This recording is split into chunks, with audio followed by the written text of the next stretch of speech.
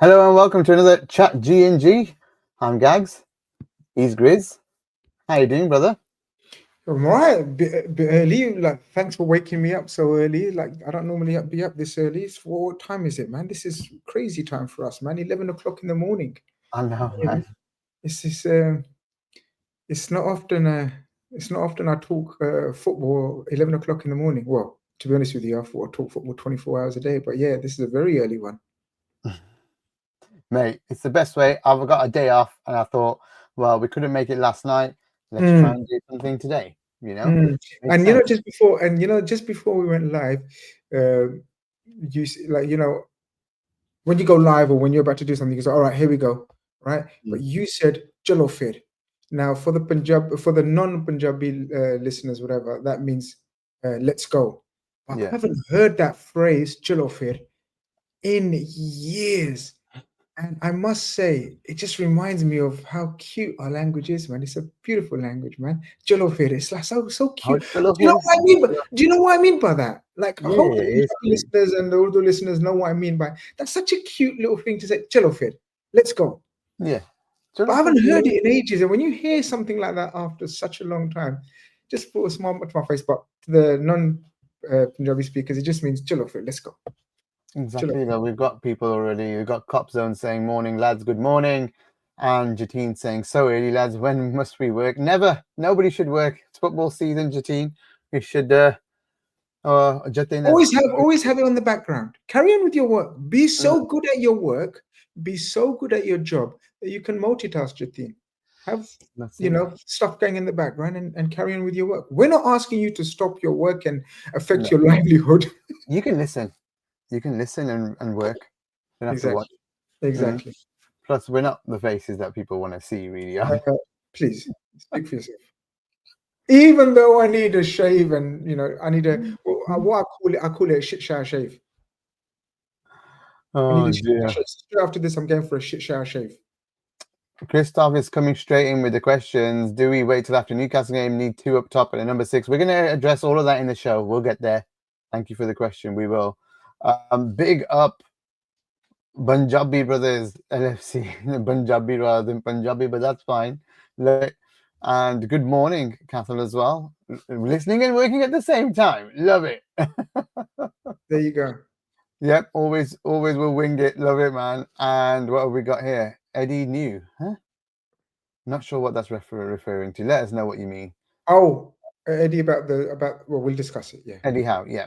Yeah. Suj is here. Big up, brother. Grizz and Gags, much respect, gents. Much respect, Suj. Always supporting us, even when you're not here, Grizz. You're supporting me and other streams that I'm on as well. It's fantastic.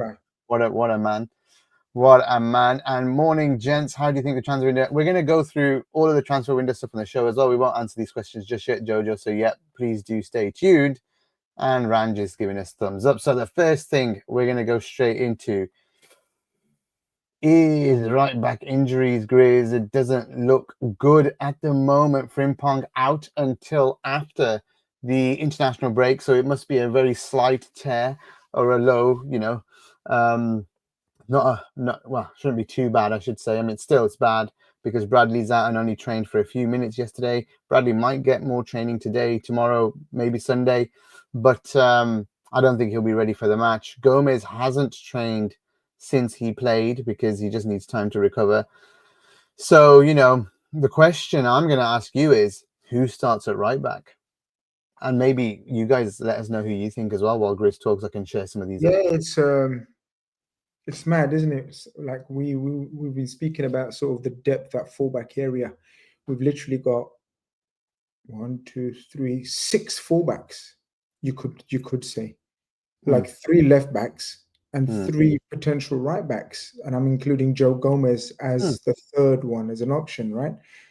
And suddenly on the right side, we're talking about possibly shifting players from different positions to cover in there. You just can't cater for these kind of scenarios and situations. And obviously, people having a meltdown as soon as Slot mentioned an injury to Frimpong, and he possibly could be, or he is out until after the international break. People up in arms. Oh my God, our squad depth. Oh my God, we're weaker than last season. Relax, man. You're like, how often is it that bloody 3 right backs are all injured or possibly unavailable. I think Bradley will be available. I think you said you don't. I think the fact that it's on Monday gives him a very good chance to participate. I think Gomez as well. So I don't think we will have to move anyone. That's my personal opinion. I don't think we'll have to move anyone. The fact that it's a Monday night game gives us another potential 3 training sessions to go. Minimum of 3 training sessions to go. And I think as long as Gomez and Bradley are able to participate in at least 2 of them, and I think one of them will start. They may have to only play 60 minutes or so, or whatever, but I don't think we'll have to move anyone, and hopefully we don't have to move anyone because it's not ideal, Gags. It's so not ideal, especially the way Newcastle play with their speedy wingers. I don't know what you think. I actually agree with Mark McMahon here. I think I disagree that Bradley will be ready. I think if we put him straight in after just coming back on a Thursday for a Monday night game, which, by the way, is going to be super highly intense, and we'll talk about the game in a bit later, I think we're going to need energy back there. And, I think Szoboszlai just played in pre-season at right back for us to try it out. And I think that's what he's going to do. I mean, I hope. Sorry, I don't know. I don't know. I don't hope. He may do that. I agree. That is okay. Let's make it very clear. If none of the 3 that I've mentioned, or the 2 that I mentioned, Gomez and Bradley, don't play at right back, then I absolutely agree that it's going to be Szoboszlai. Yes, let's put it that way. But the reason why I don't want it to be Szoboszlai, oh, actually, Curtis Jones is putting a shift there as well, by the way. Yeah, but I think this guy will have the pace and the energy just to keep going up and down. And then attacking perspective, he's got a good right foot on him, so but he'll then give us that crossing as well. But I want Szoboszlai in that midfield because of his pace and height. Really? Because when it comes to picking our team, I will tell you, I'll pick my team and then you pick your team. Yeah. People stay tuned for that. Be a bit patient. We'll pick our teams what we want for the lineup to be on Monday, because there's a certain method to my madness in terms of picking this team for Monday, but we'll get to that. But yeah, let's see how it goes. We'll hopefully get some news on or pictures of training today. We may not actually. We may not want to disclose too much to Newcastle, but yeah, I agree, Jatin. I definitely don't want Endo out there. Oh, that is the least of all the options available. Definitely not Endo. I think it's Szoboszlai or Curtis Jones as the option outside the fullbacks. Also, I don't think Stevenson will play right back either, Davey. And I think, Davey has Was he still? Didn't he go out on loan, guys? Oh, didn't he go? He must have gone, yeah. Yeah, Lucas Stevenson. I actually got a lot of time for Lucas Stevenson. I think he's a talent. I just think he's way down the pecking order, obviously. But I think he's actually very, very good. But I think he might have gone out on loan. Yeah, I think he might have actually. But it's talking about going out on loan. Breaking news: Lewis Kumas has just decided to join Birmingham City on season long loan. I like a bit of breaking news. Come from Romano, so that's really interesting, and also a good shout for him. He's a pretty good player, Kumas, and Birmingham City is probably the right place to go. They're up and coming going right up now. In places, right? Going up. Yeah. And if he could be a part of them, if they go up, they might buy him. To be honest, they've got money now, haven't they?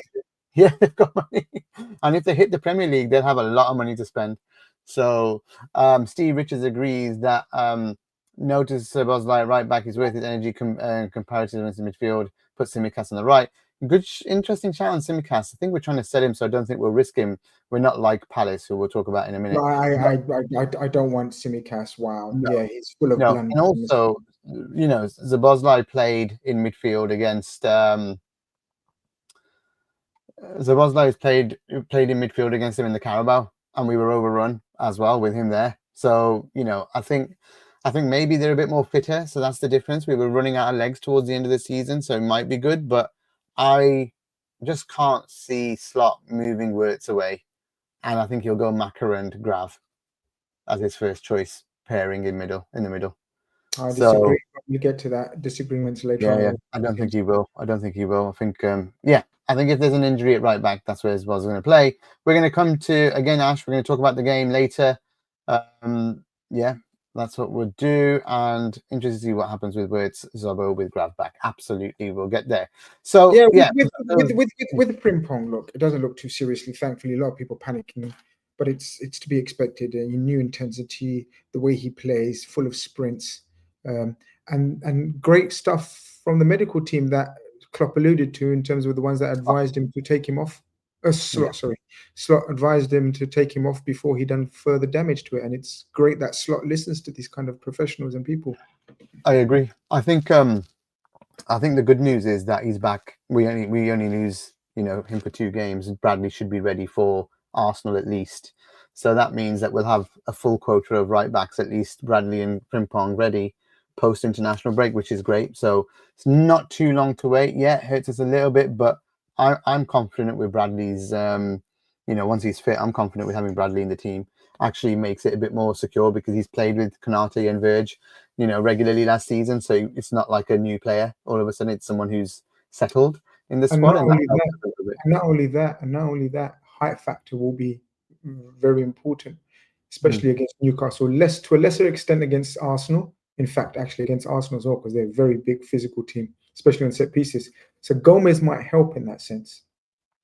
Yeah, absolutely. I don't know if Gomez will play, but we'll see. I'm hoping he's okay. But the fact the way he said he didn't play for 3 days, that just sounds. He said it wasn't a setback, but he's just not ready. So if he wasn't ready, if he's not trained for 3 days after playing just 20 minutes, that tells me he didn't. No. What he said was he hasn't trained for 3 consecutive days.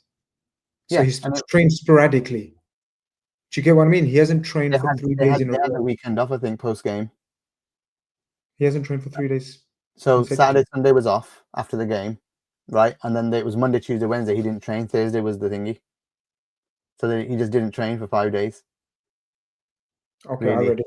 I read it wrong. Then I read it like he said he hasn't trained for 3 consecutive days. Wasn't able to train consecutively for 3 days.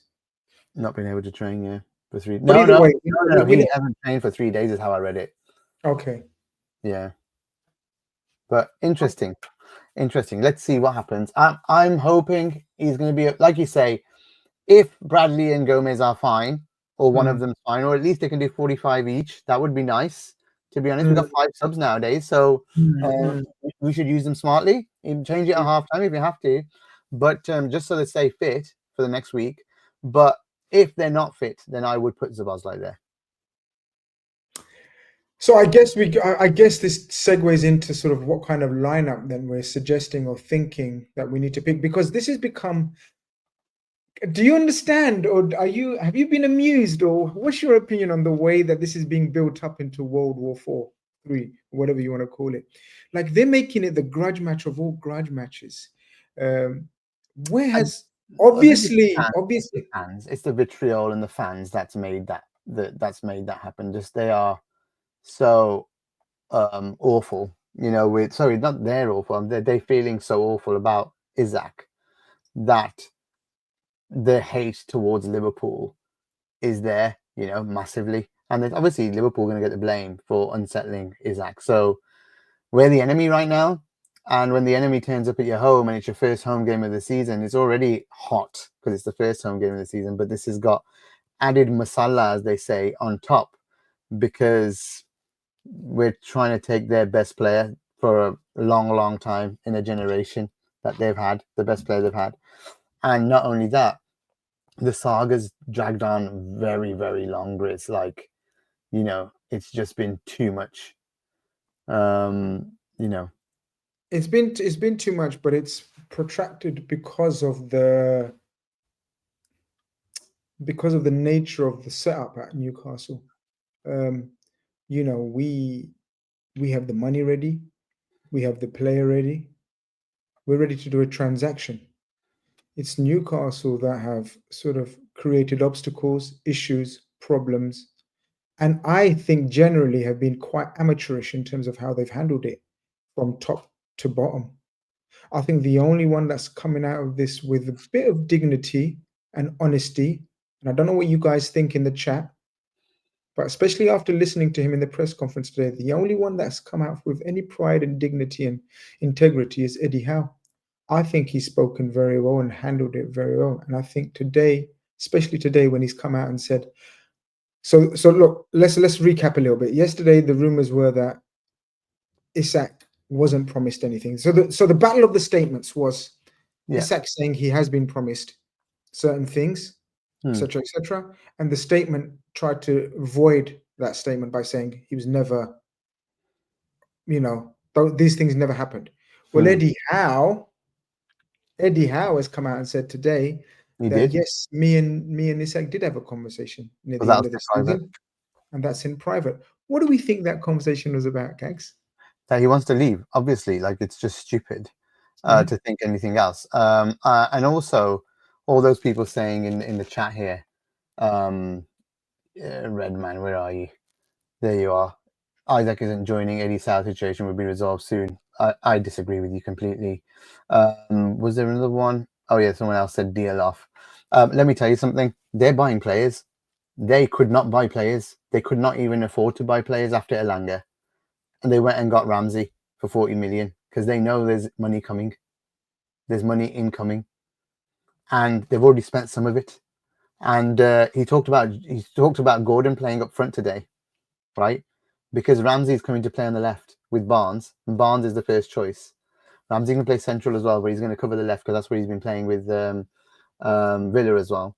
So Ramsey's not coming to be a substitute or 100%. No, Ramsey's in the prime of his career. He's not leaving Villa to become a big part player at Newcastle. No chance. No chance. He's not taking a sideways step because Newcastle, Villa, similar size clubs. Oh, yeah. But in the Champions League, one is in, one is out, and that's easy then to make the change. But my point is, he came out and then said that he's not a substitute striker. He's a starting striker about Gordon, right? He said I can do great with him starting or from the bench. He's got pace. He's got a great, he's got finishing ability as well. So I honestly think they just need one striker, and I think they'll get close to getting one striker by 1st of September. I know loads of things are breaking down on what's happening, but there's a lot of gamesmanship going on in the media. I wouldn't believe any of it. They just want the game to pass. So all of you thinking it's not going to happen, you're going to be in for a big shock. You're going to be in for a big shock because the money's ready. Everything's ready. They want the money. The player has made an absolutely banger of a statement that has shocked the world, that he is not going to play there again. That is that. I am sorry. See you later. Publicly. When someone does that publicly, they are putting their ego on the line. They are putting their name on the line. If you don't think that's serious, that was some serious stuff on Tuesday night. So there's only one way this is going. And well, I've got some quotes. Go for it. I've got some quotes from the infamous, would we say, Luke Edwards, the Newcastle journalist that's been very active. We shouldn't even give that guy any. Well, it's quotes from Eddie Howe, so it's not him. There's no point reading his opinions as such. No. So Eddie Howe, so he's quoting, so he's being an aggregator. Mm-hmm. Eddie Howe on Newcastle's position on Isak's future this summer. The club has had a very strong stance regarding Alex's situation all summer. Obviously, there have been a lot of conversations between the club and his reps that I've not been a part of, but for me, nothing has changed throughout the summer. This is adding strength to my opinion and my theory about Eddie Howe has absolutely made his mind up and has made up his mind ages ago about Isak not being part of his long-term plans and letting him go. This is the owners stalling it, not Eddie Howe. Eddie Howe has to somehow convince the hierarchy around him that it's far more beneficial to let him go than keeping him. I don't know what your thoughts are. It's all games. It's all games. Everyone's getting drawn into the circus. I've been saying it all summer. This is going to go to the wire. It's going to go past the game. They just did not want Isak to be playing against them. They did not want him to be in the squad against them. They did not want anything for him to be in this Liverpool squad or near it when Liverpool come to Newcastle. They just did not want that to happen. This is going to turn on Monday night, Tuesday morning. This is going to turn. And I'm telling you, he's going to be with us, I reckon, on September 1st. Now, if it doesn't happen, that's going to be some crazy crap because they would have shot themselves in the foot, really, because he's not going to play. and he's probably going to get fined. But it'll be January then that he comes, which I don't really want to happen either. To be honest, I think it's now or never for Isak. But We I can't think afford. We can't. It makes no sense. he soured it so bad for the squad. Like I think the worst thing would be if he stays, it's going to make the squad really bad, and they don't want to buy a striker until they sell. So do you get what I mean? There's going to be no one else coming in. At the end of the day, they're going to shoot themselves in the foot massively with no strikers, like real strikers. Gordon's a striker, they're saying, but they wouldn't have a striker on the in the squad at all. So will Newcastle really do that? I don't think so. People talking about PSR, they have constantly stated they can't give him a pay rise. He would have stayed if they gave him a pay rise. They have said they cannot give him a pay rise. They cannot pay him 200k a week. So they can't even afford 60 grand a week to give him. And you're telling me they can spend 200 million. Nothing stacks up. Nothing stacks up. Something's wrong. So you can say all you want, but the guy would have stayed when he said, I was promised a pay rise, it didn't come. Why haven't they given him a pay rise then? Why? Why haven't they given it him? They can't afford it. I think it's a culmination of, when sort of Amanda Stevely leaves the club, Paul Mitchell arrives at the club. Amanda Stevely is apparently rumored to be the one that was leading the discourse with his reps with regards to contracts, extensions. She was highly regarded by the players, by the way. Say again? She was highly regarded by the players. So this is it. So she had obviously a relationship with the players and their reps. And then she leaves the club. I don't remember the circumstances that she left the club in, but she left the club. Paul Mitchell is hired, who comes in this short tenure and decides not to go ahead with those proposed plans.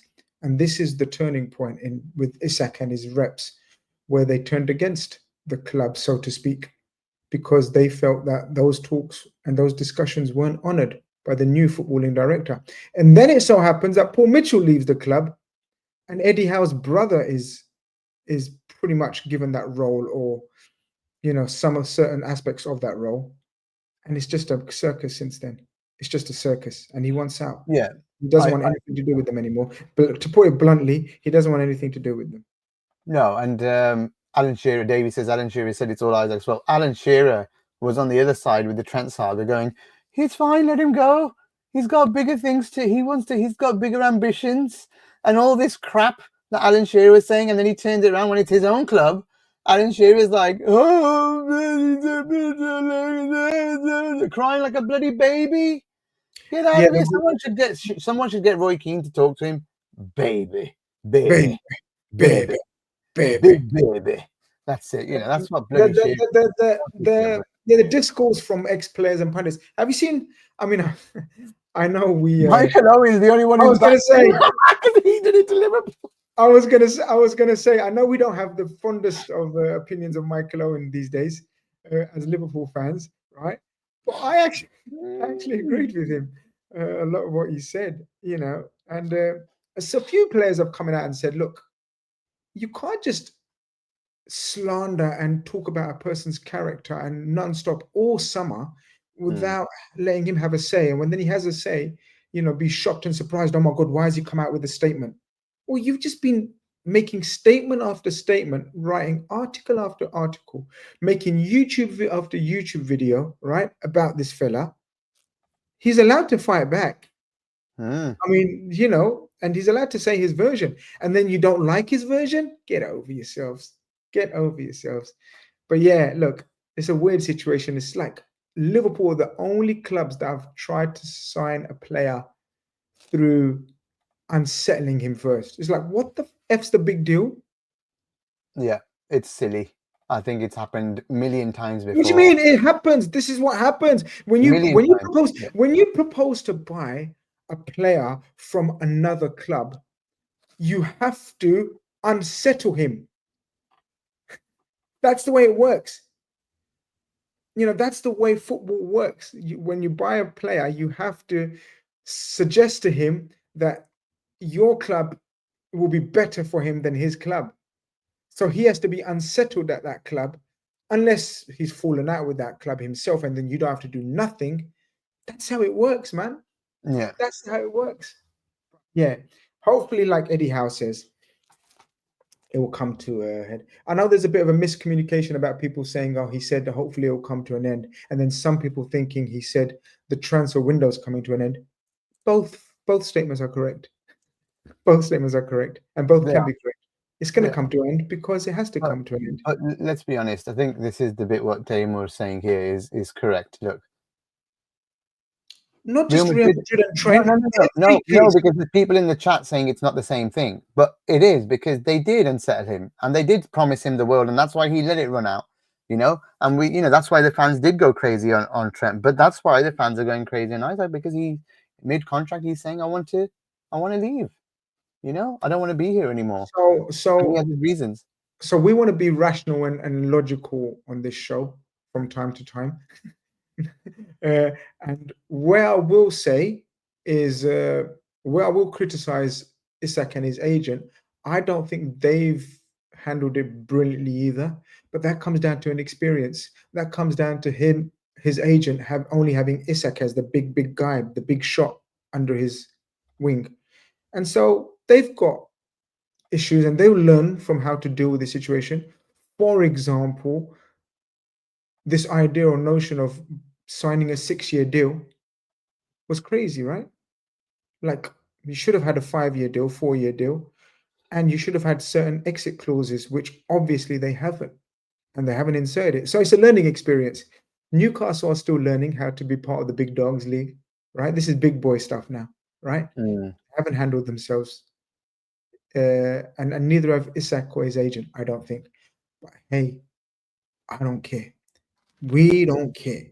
As long as Isak is in red, I don't care.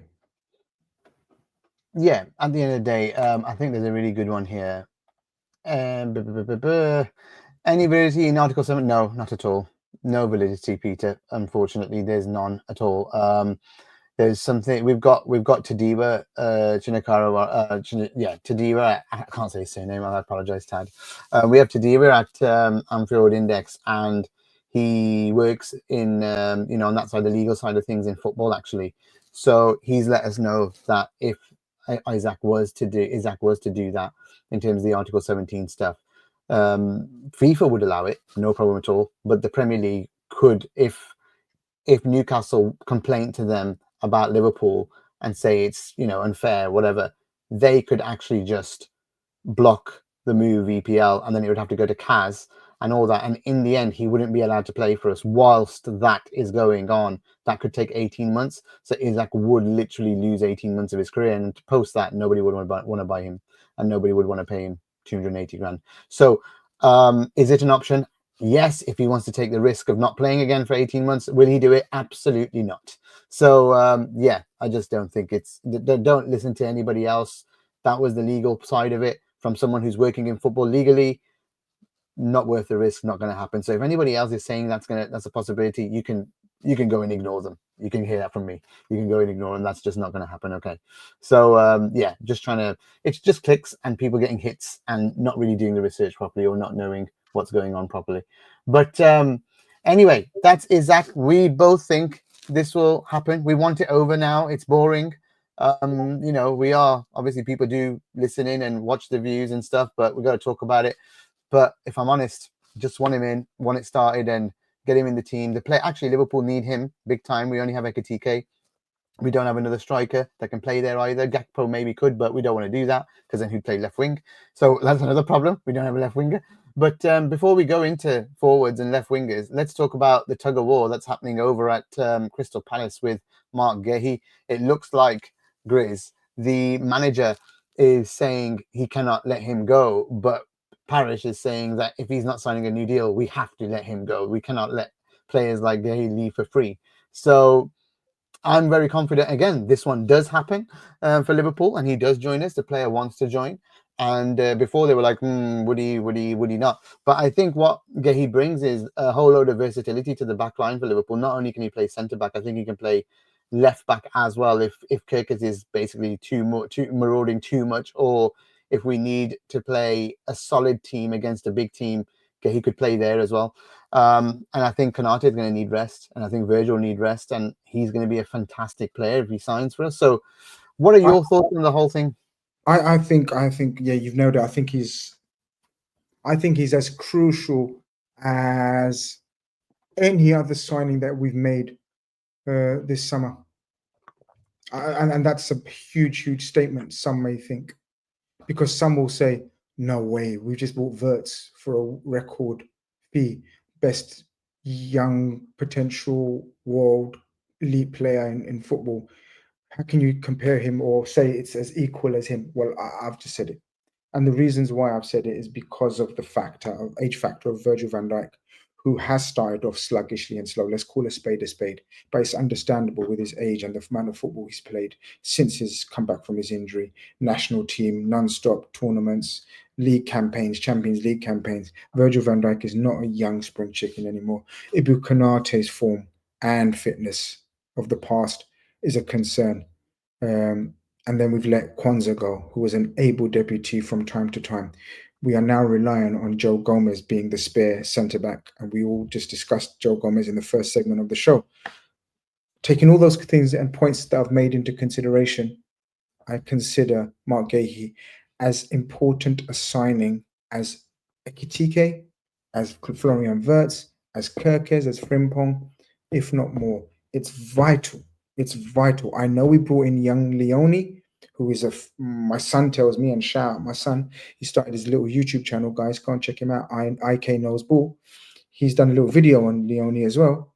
He's been telling me about this guy, and he says, Dad, you have got yourselves a future, hugely talented centre back.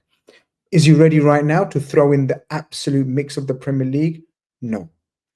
Therefore, we need someone who's tried, tested, literally tried and tested in our very own, in front of our very own eyes in the Charity Shield. Yeah. And that's Mark Gahey. So I think he's an absolute integral part of this transaction, this summer transfer plans.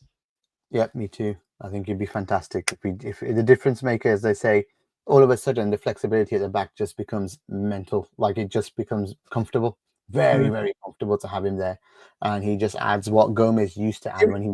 I was going to say that. I love the comparison there.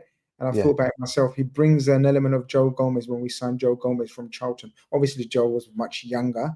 But in terms of the potential character, personality, very humble, by all accounts, a top hardworking, passes the no dickhead policy straight away. And a fantastic player, man. I think he's going to be a fantastic acquisition. I agree with you. I think the scenario is that he ends up, I think that may go down to the last couple of days, though. Because someone just said, I just shared it, that they've got a second leg and they might want him to play in the second leg for they have to. The manager said he's got no choice but to play in that game. But I think Parish has made it again very clear last night again, where he said if Gahey signs a new contract, by all means stay. If he doesn't, we'll have to look at it. The money's big, isn't it, for the next round? Like they want to get through the Conference League. It's big for Palace to stay in Europe and get to the group stage. So Gahey looks like it will be a next weekend job at the end of the day. I think Isak will probably end up being a next weekend job.